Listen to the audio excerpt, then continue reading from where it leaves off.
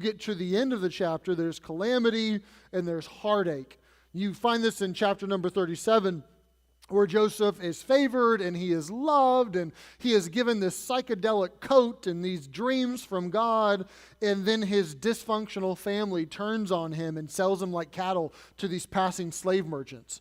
You find this in chapter number 39 we looked at last week, where Joseph is promoted and he's blessed, but then there's this trumped up accusation of rape that comes his way from this conniving and immoral woman, and it lands him in prison, although he's innocent. Now we're going to look at chapter number 40, which I have entitled, Thanks for Destroying My Plans. Let's read chapter number 40 together. It's about 20 verses, and let's try to understand what's happening in this chapter. Super unique, and love what is here in this text.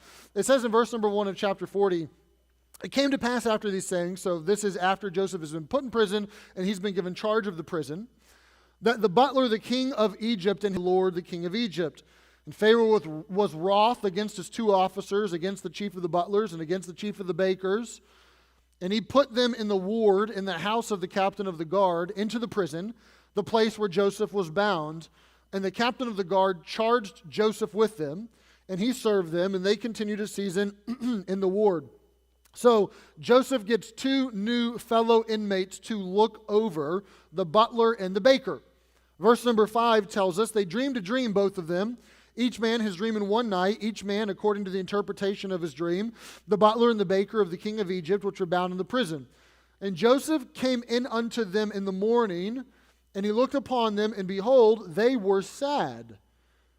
And he asked Pharaoh's officers that were with him in the ward of the Lord's house, saying, Wherefore look ye so sadly today? So Joseph comes in and sees that like their countenance is different after they've both had these dreams. And he doesn't know they had a dream. He's just like, God, what's up? Why are you so sad? And they say, because we're in prison. No, they say to him, actually verse number 8, we've dreamed a dream and there's no interpreter of it.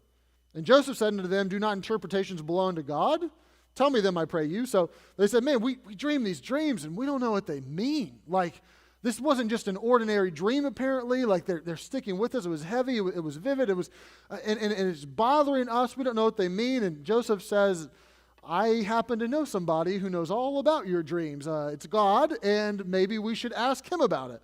So verse 9, the chief butler told his dream to Joseph, said unto him, in my dream, behold, a vine was before me. And in the vine were 3 branches, and it was as though it budded, and the blossoms shot forth, and clusters therefore brought forth ripe grapes. And Pharaoh's cup was in my hand. And I took the grapes, and I pressed them into Pharaoh's cup, and I gave the cup into Pharaoh's hand. And Joseph said unto him, this is the interpretation. The 3 branches are 3 days, yet within 3 days shall Pharaoh lift up thine head and restore thee unto thy place, and thou shalt deliver Pharaoh's cup into his hand, after the former manner when thou wast his butler. So he says, okay, here's what it is. 3 days, you're going to be restored. You're going to get your job back. You're not going to be in prison anymore. Life's going to go back to the way it was. And then there's this, verses 14 and 15, I think maybe the key to the entire chapter, and so unique in the Joseph story. Because chapter after chapter, these travesties seem to befall him, and you never really get to see his reaction. You never get to see him voice his opinion or how he feels or what's going through his head in the moment. But you do here, verse 14. But think on me when it shall be well with thee, and show kindness, I pray thee, unto me, and make mention of me to Pharaoh, and bring me out of this house. For I indeed was stolen away out of the land of the Hebrews, and here also have I done nothing that should put me into the dungeon. So here, potentially the first time since Joseph has been in prison, he sees a way out. And he says to the butler, man, you know me, and you're going to be out of here soon, so go to bat for me. Be a champion of justice for me. Don't forget me. Be my advocate. You can see the wheels turning in Joseph's mind. You can see the plan forming. You can see the hope being birthed, that it's finally, I can envision a way that the dominoes could fall in such a way that I can be out of this prison. So man, don't forget me, okay? You know, like tell Pharaoh about me. Get me out of here. Verse 16. When the chief baker saw that the interpretation was good, he said unto Joseph, "Hey, I was also in my dream, and I'll tell you about it. I had 3 white baskets on my head. And in the uppermost basket, there was all manner of baked meats for Pharaoh, and the birds did eat them out of the basket upon my head." And Joseph answered and said, "This is the interpretation thereof. The 3 baskets are 3 days." And the baker's like, "Yeah, okay, good. Yet within 3 days shall Pharaoh lift up thy head, yeah, good, from off thee, and shall hang thee on a tree, and the birds shall eat thy flesh from off thee." Like, can you imagine being this guy? Not only do you, he was sad because of his dream, right? He has this Alfred Hitchcock sort of bird dream that's troubling him. So that's pain enough, but then he's told, you are formally on death row, okay? If you've ever had mom or dad say, when we get home, you're in trouble, and you have to wait that 30 minutes, imagine 3 days, and it's over, I'm going to die. But listen to this. It came to pass the 3rd day, which was Pharaoh's birthday. If you've ever wondered what a Pharaoh did on his birthday, here you go. Then he made a feast unto all the servants, and he lifted up the head of the chief butler and of the chief baker among his servants. So he kind of brings them out, and he restores the chief butler into his butlership again, and gave the cup into Pharaoh's hand, and he hanged the chief baker as Joseph had interpreted to them. So, what did Pharaohs do on their birthday? Have a feast, give pardons, give death sentences, apparently. That's what they do. But verse 23, "Yet did not the chief butler remember Joseph, but forgot him."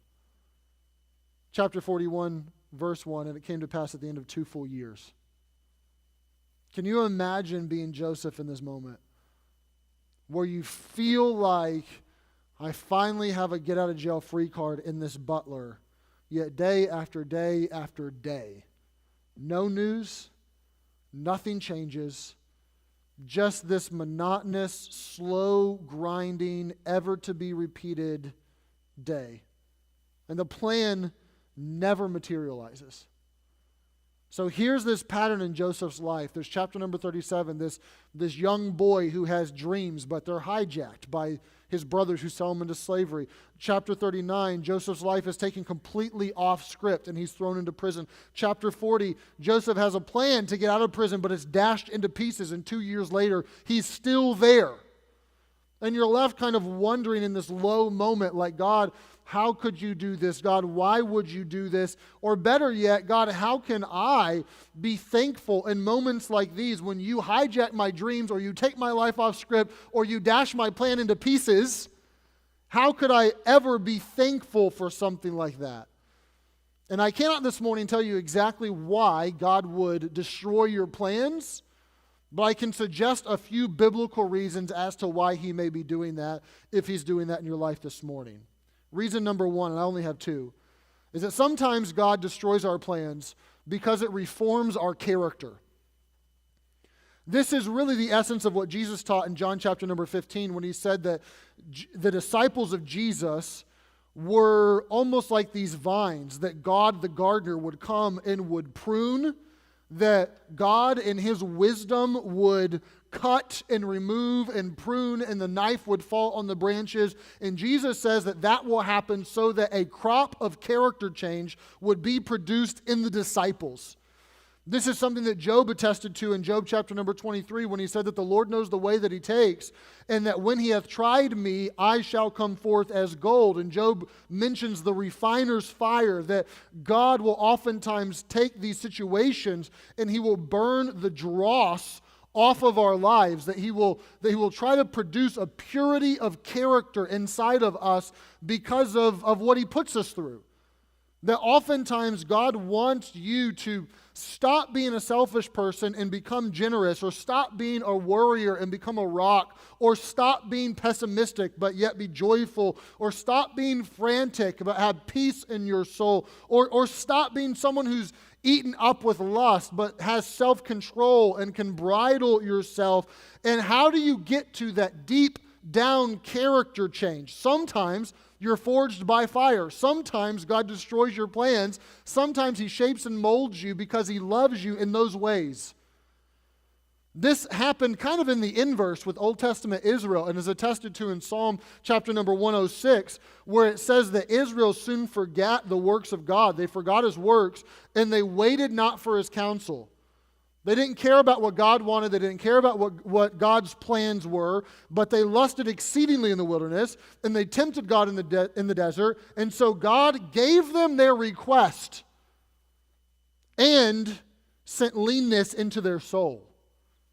That what God said is, you don't want my counsel, you don't want my way, you want it your way, you want it to be your plans, fine. Have your plans, but along with it, see if on the inside you don't shrivel up. See if leanness of soul doesn't enter into you. And I would suggest that the opposite of this is often sometimes true, where God says, no, my counsel, not your way, I'm not giving you your plans, so that it's not leanness of soul, but so that you can have health in your soul. That I will take your plans and say, no, veto, this is my plan, I'm giving you something different, so that you can actually have health internally. There are so many scenarios that come our way in life that we don't wish they would have come. It feels like our dreams are hijacked. It feels like God just shreds our plans to pieces. And you can scratch your head or you can shake your fist and you can wonder what's going on, but oftentimes it's there to produce character change. That the remedy for your arrogance may be you losing your great job because you're so puffed up, because you have so much money and you need to experience what it's like to work just as hard but have less. Perhaps you need to learn what it's like to love the unlovely and to have that character change produced. So God gives you people in your life that are difficult to deal with and are crazy family. Perhaps there's a situation that's causing you a ton of anxiety and that's meant to teach you how peaceless you are. Perhaps the past 6 months are meant to teach you how peaceless or fearful or how much you need to depend upon the Lord. Maybe God gives you a health decline so that you can't be a workaholic anymore. And you have to be present, and you have to be around your kids or your spouse a little bit more. I don't know all the reasons, but I do know this much as a pastor. I know that when you demand a reason, or you think that God is tame, or that he's on your leash, or that he's domesticated, and that he has to follow your plans, that oftentimes he will take your plans and he will shred them to pieces to teach you something that you need to learn, to develop character inside of you, and to teach you that you just need to trust him for who he is, not for what he does. I've seen this happen in people over and over and over. Year after year, I see this happen in you and in fellow Christians, where God takes your life in ways that you never would have imagined, and he teaches you this invaluable lesson that you need to love him and trust him, not because of what he does for you, because he makes the way easy for you, because he just constantly gives you your wishes, and he's your Santa Claus that just puts whatever you want under the Christmas tree, but that he does that and he takes your life off script so that you can learn to love him and trust him just for who he is. That's an invaluable lesson to learn. That, hey, God, I think I've been just loving you because of what you bring to the table, and now that you've changed what you're bringing to the table, I'm struggling to love you, so I don't think I really love you the way that I should. I think I've used this illustration before. If I have, forgive me. I'm young, limited material, so, it comes back out. But it's a potent example. If you are in love with someone and you're engaged to someone, and you're a week away from marriage, and let's say for sake of illustration, you have a lot of money, and you lose all that money in the stock market a week before your wedding, and your spouse-to-be comes to you and says, hey, you know what, this has been rough. I know you could use my comfort right now, but why don't we just put off the wedding? You say, no. I've already bought the venue. We already have the dress. We already have everything. Like, it's fine. Like, we're not going to be able to live in that house. It's going to be, different, but it's fine. We'll make do. Let's get married. And they say, no. Let's put it off. And you begin to realize that they don't really love you for you. They love you for your money. That in essence, they're a gold digger. That it never clicked previously, but you begin to realize that they love you for what you bring to the table. You would be outraged, right? And rightfully so. It would be a blow to your humanity that it is significant. You would be offended. You would be hurt if you realized you don't love me for me. You only love me for what I give to you. And when God comes along in life and he begins to alter the plans or shred the plans, and you begin to to tell God, you know what, that's not the plan. I can't believe you would. How dare you? I'm mad at you. I'm angry at you. I'm bitter at you. Then it begins to reveal that you didn't love God for who He was. You didn't trust God for who He was. You loved and trusted God for what He brought to the table. You have a gold digger relationship with God. That yeah, we're all good and everything's hunky-dory as long as you follow my plan. And God doesn't work that way, and oftentimes He will really mess things up just to teach you that lesson, to show you that your love is completely off kilter. Here's the point. God will do what it takes to make character change inside of you and to eliminate those defects, even if it's destroying those plans. And we as Christians should be willing to step back and say, Lord, I don't really like it, and it hurts, and it's not what I would have wished for myself, but it was helpful for me in the long run. It's sort of this ouch, that helps moment where it's like, God, hey, it's painful, but I appreciate it. Thank you for wanting to change me and make you more into your image. But it's not always just to reform our character. I would suggest to you biblically that oftentimes God will destroy your plans just to reveal our forgetfulness. This is so potent in James chapter number 4, where James addresses this directly, and he says, sometimes God destroys your plans because they are exactly that. They're your plans. You may have pseudo-consulted Him. You may have cued Him in at one point in time when you prayed once. But they're not really His plans when it's all said and done. I want you to look at James chapter 4. We're going to read 5 verses together and try to understand a passage of Scripture that has a lot of misunderstanding, frankly. Look at James 4, chapter number 13. If you don't have it in front of you, we'll put it on the screen for you. But it says, go to now, ye that say, and here's what we say often. Today or tomorrow, we're going to go in such and such a city. We're going to continue there a year, buy and sell, and get gain. All right, so we say we're going to go do this, we're going to go there, we're going to, make some money. Verse 14, whereas ye know not what shall be on the morrow, for what is your life? It is even a vapor that appeareth for a little time and then vanishes away. Raise your hand if you ever heard that verse quoted before. Life's a vapor, is but a vapor, right? That's a famous verse. Verse 15. For that ye ought to say, if the Lord will, we shall live, or do this, or do that. But now ye rejoice in your boastings, and all such rejoicing is evil. Therefore, to him that knoweth to do good, and doeth it not, to him it is sin. How many of you heard that verse before? Okay? Both those are famous verses, but those all fit together in uniform. James is talking about one of the most normal things that we do in life. We say, tomorrow I'm going to go do this or that. This year I'll go do this. And we schedule, we plan. And he lays out in verse number 13, today or tomorrow, hey, that's a time. We're going to go into such a city, that's a place. And we're going to continue there a year, that's a time. And we're going to sell and get gain. That's a goal, right? A time, a place, a goal. So we would say it maybe this way. I'm going to go to school for 3 years, and then I'm going to have my nursing degree, and then I'm going to go start here. Or I'd like to be married by such and such an age, or I'd like to have this many kids, or I'd like to have, a kid by the time I'm age, or whatever. I'd like to start a business, and I'm hoping that I can break even the first year, and then I hope that I can turn a little bit of a profit the second year. Those sorts of things, right? We do this all the time. We try to exert some measure of control over our circumstances, so we plan. Is James saying don't do that? Don't plan? No.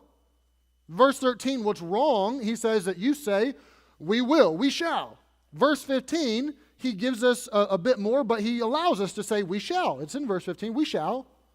He doesn't say you can't do that, but what he does say is that there is a huge difference between how we normally plan and prepare and how we should plan and prepare. That how we normally plan and prepare and schedule and work is fundamentally wicked and arrogant and boastful, is what James says.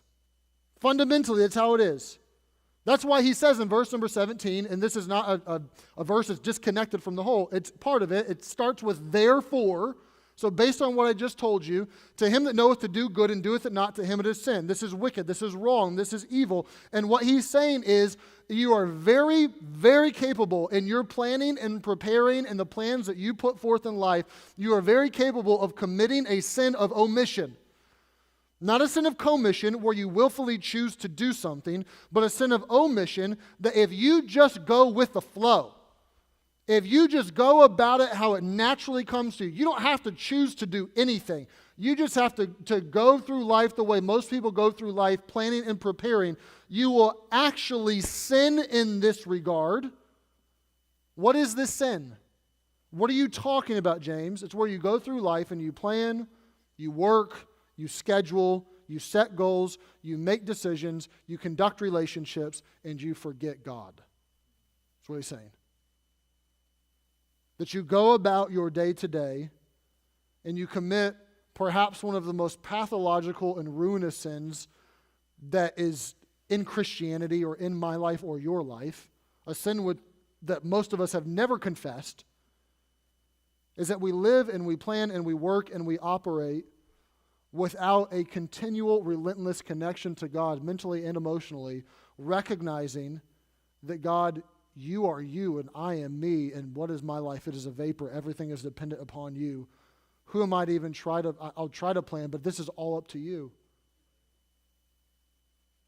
He says, we do this often. He says, you can't just say, tomorrow I will. Here's my plans. He says, it's wicked. He says, you have to say, God willing. Meaning, you give God veto power and access to your life. And if you don't, James says, it's destructive. You say, what's so bad about this?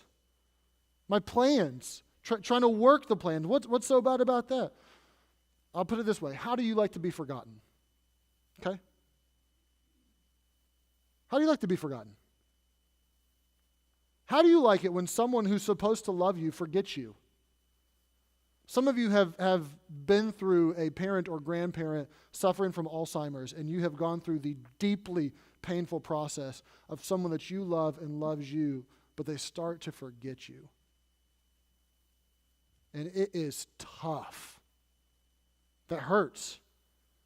When someone owes you and they forget you, it ticks us off. Don't you know that you owe me money or you owe me a debt of gratitude? Couldn't you at least just say a thank you or write a note or something like that? It's rude to be ignored. You don't like it. You think God likes it anymore when we forget Him, when we just go about our day-to-day, when we take our plans and we just, go about our life and we don't think about Him, or we only think about Him on Sunday morning, or we only think about Him on Sunday morning and for the 30 minutes that we have our devotions and that's it? This is why God was so ticked with Old Testament Israel. Many reasons He was, but one of them, according to Jeremiah, is that they forgot Him. And Jeremiah steps into the scene and he says, can a maid forget her ornaments? Can a bride forget her attire? Yet my people have forgotten me days without number. Where God says, you forgot me. Now, Jeremiah uses the illustration of a bride. Now, I've done a few weddings in my life. I have never been to a wedding where the bride walked down the aisle and said, snaps, I forgot to put my makeup on. Like I've never had it happen. I don't think I ever will, right? She doesn't forget her ornaments. She doesn't forget her dress that day. I've never had a bride, show up in basketball shorts. It doesn't happen. Why? Because that's important to her on that day. It is important to her that she looks as presentable and beautiful as is humanly possible on that day. And what God is saying is, you remember the things that are important to you, don't you? And you've forgotten me. So apparently I'm not important. That's what he says. That's what James is saying. That you go about your plans that are your plans and forget God in them, and what you're communicating to God is that He's not important. And James says it is evil to do this. It is wrong. It is inappropriate. It is out of touch with reality. But then he also says it's boastful. It is arrogant and it is proud. Verse 16, he says, but now ye rejoice in your boastings. What are my boastings? My boastings that today or tomorrow I'm going to go there and I'm going to do this and then I'm going to make money. And those are my boastings. You rejoice in your boastings. All such rejoicing is evil. What he's saying is when you forget God, you assume God's place. You are acting like you're God. You have an extreme lack of humility. And you're acting like you're in control. You're acting like you're the master of your own fate. You're acting like your plans, can predict the outcome. That if I do 1, 2, 3, then 4, 5, 6 will happen all the time. And he says you're acting as though you're God. No, you're not. So how do we avoid this? Why does God sometimes destroy our plans to help us remember Him, to help us not forget Him? And verse 15 tells us what to do. It doesn't say you can't plan. It doesn't say we shall do this or we shall do that. That's inherently wrong. It says you should include if the Lord will.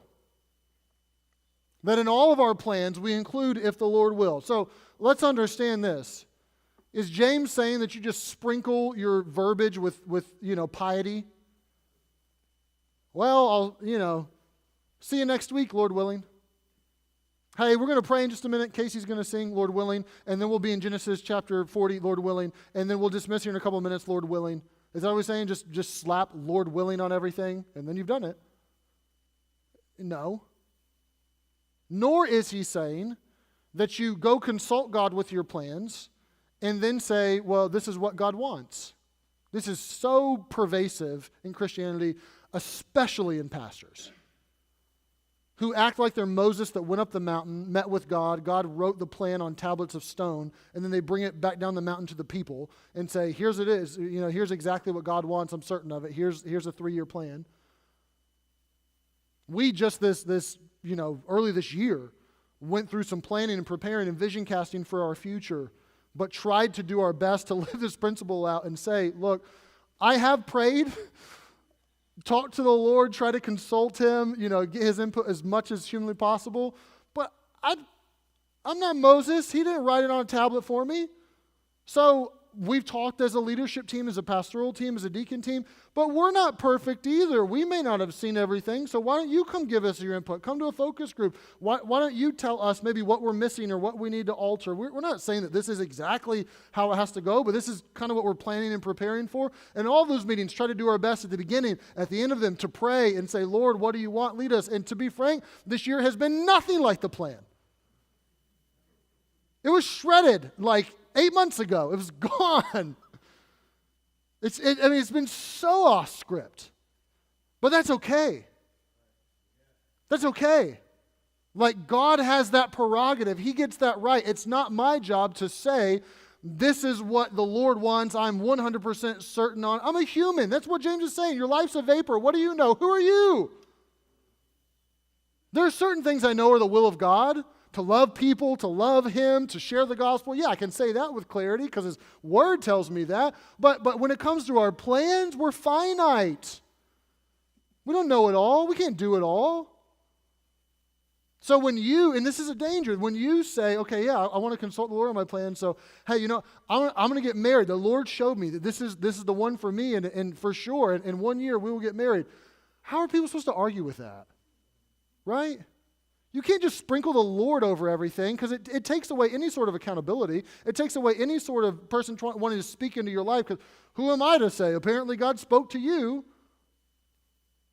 James isn't saying do that. Actually, that's the opposite of what he's saying. He's saying you're a vapor.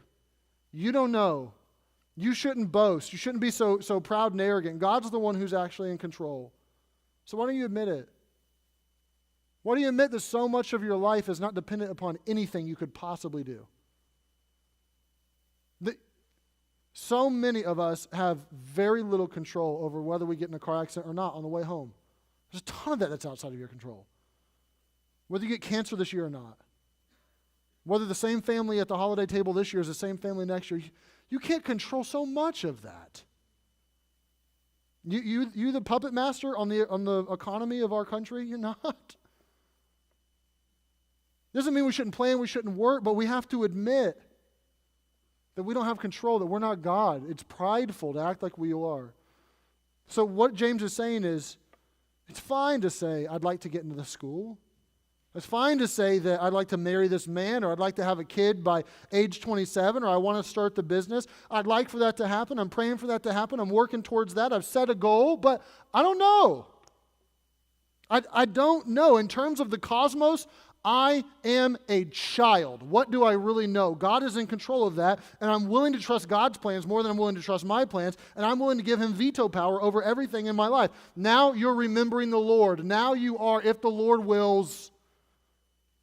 One more note on this. James mentions life's a vapor. But then he puts this little phrase in verse number 15. I want you to read it with me. Verse 13 talks about tomorrow I'll go here, I'll do this, I'll say that, I'll make money. Verse 15, we're allowed to say, we shall do this or that. But he includes this phrase. You ought to say, if the Lord will, here it is, we shall live. And do this or that. That wasn't in 13. What James is trying to draw our attention to is the reality of what he had just said in verse 14, that life is a vapor, and that ultimately the very fact that you're sitting here today, that there is breath in your lungs, that the heart is beating, is the grace of God. The very reality that you can communicate, that you can have a Thanksgiving meal, that you can put food in your mouth this week, that all of that is the grace of God, that all of life is upheld by His hand, that every second of every day He sustains us and He is in control and He is big and He is strong, that's there. And just living today is His will or not. So we look at our life and we say as Christians, this is all of grace. My health, my money, my salvation, my plans, all of it is of grace. God, if you gave me what I deserved, I'd be wiped out. So, Lord, I thank you and I trust you. And, Lord, you remember me today. You haven't forgot to uphold me, and you haven't forgot to keep me in the right hand of your power. You haven't lost my salvation today. You've remembered me, so, God, I will remember you. That's what he's saying. But oftentimes, I'm telling you, I can't say for sure this is why God will destroy your plans, but oftentimes He will destroy our plans to teach us that we just don't do life this way. That we go through it forgetting Him and communicating to Him that He's trivial and that He's unimportant. And there's a blessed truth in Isaiah, and the truth is that God will never forget us. We know as Christians that this is made possible because Jesus was forgotten for us. Right on the cross, He was forsaken for us. He was forgotten for us. And in Isaiah, the Lord communicates and says, I will never forget you. I will engrave you upon the palm of my hands. There's a song that we sing here often that is super doctrinally rich. And the song says, my name is graven on His hands. My name is written on His heart. I know that while in heaven He stands, no tongue will bid me thence depart. What that song is communicating is God will never forget me. I am always His child, and I would submit to you this Thanksgiving week that our heart should be, Lord, thank you for never forgetting me, even though sometimes I forget you. If we're honest, we do. Lord, sometimes I commit, or I don't commit, but I omit, and that sin enters my life, and I don't want to walk through life planning, scheduling, working without you. I would submit to you that this Thanksgiving week we should be able to say, God, thank you for changing my plans, because in changing my plans, you've changed me. You've given me not what I wanted, but what I needed. And to have the humble disposition that a Christian should have, to say, Lord, the plans are yours, the cosmos is yours.